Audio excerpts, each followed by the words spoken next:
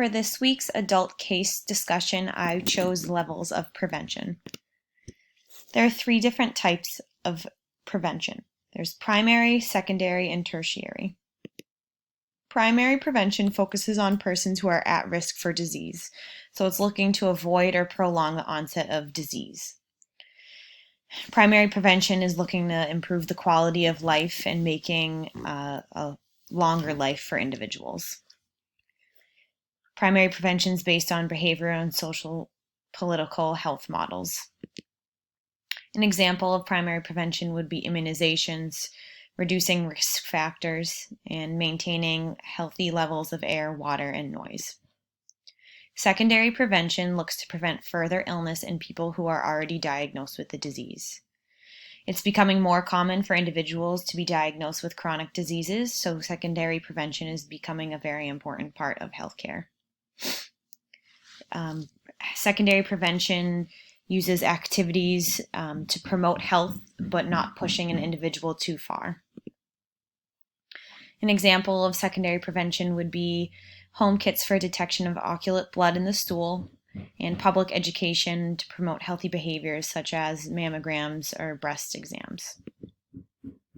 Tertiary prevention looks to minimize residual disability from disease and promotes a productive life without the limitation of the residual effects.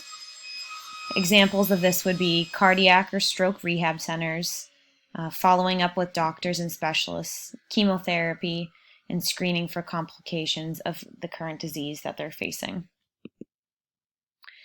Prevention frameworks are at a local, state, and national level. According to the CDC, there's a spectrum of prevention.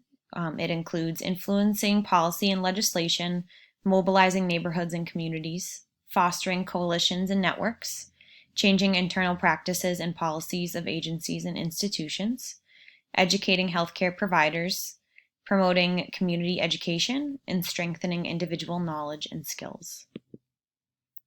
The key components of prevention are awareness and education, research so we know what we should be focusing our goals on, surveillance at all of the levels, so the national, local, and state levels, hazardous evaluation, improvement of public health systems, and proactive behaviors by public and individuals.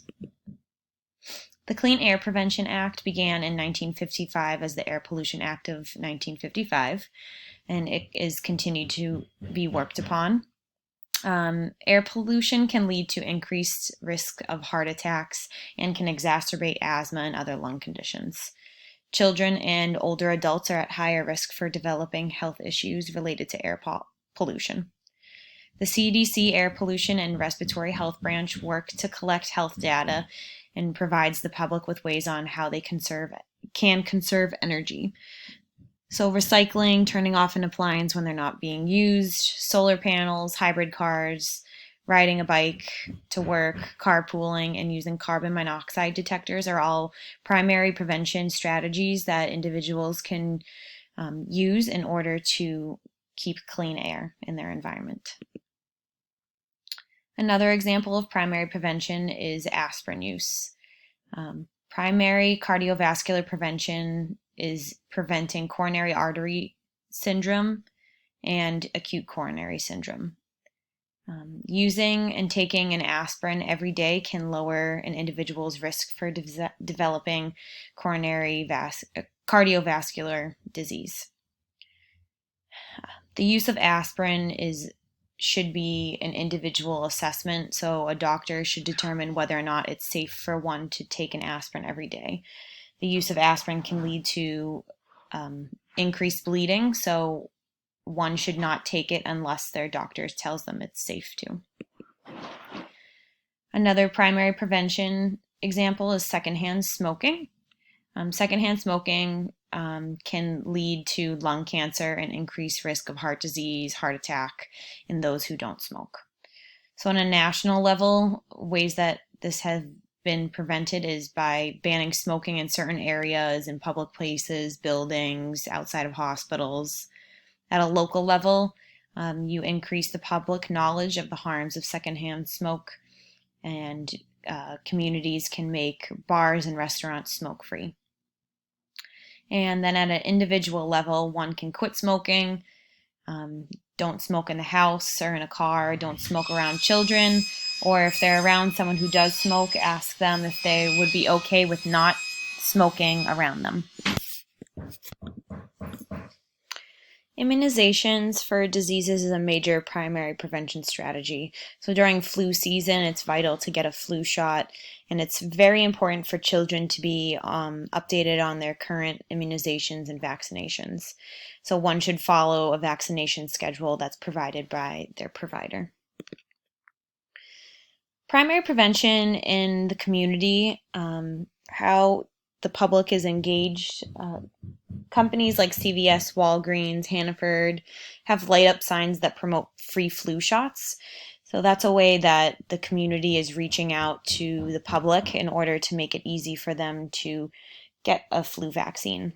It's easier for someone to get a flu shot when they don't have to go to their primary care physician if they're already out and about doing their grocery shopping, then they're able to just get their flu shot that way. Another way that the public can find primary prevention is educational materials on a website. So visiting CDC, WHO, or any other health websites will give national, state, and local level primary prevention strategies. Another way that the public can get involved is by going to community-based programs. So church meetings, city hall meetings, public health information should be provided by a local government.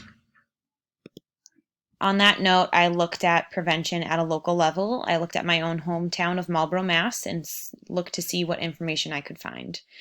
On the Marlborough, Massachusetts Public Health website, you can find information on EEE, the flu, and coronavirus.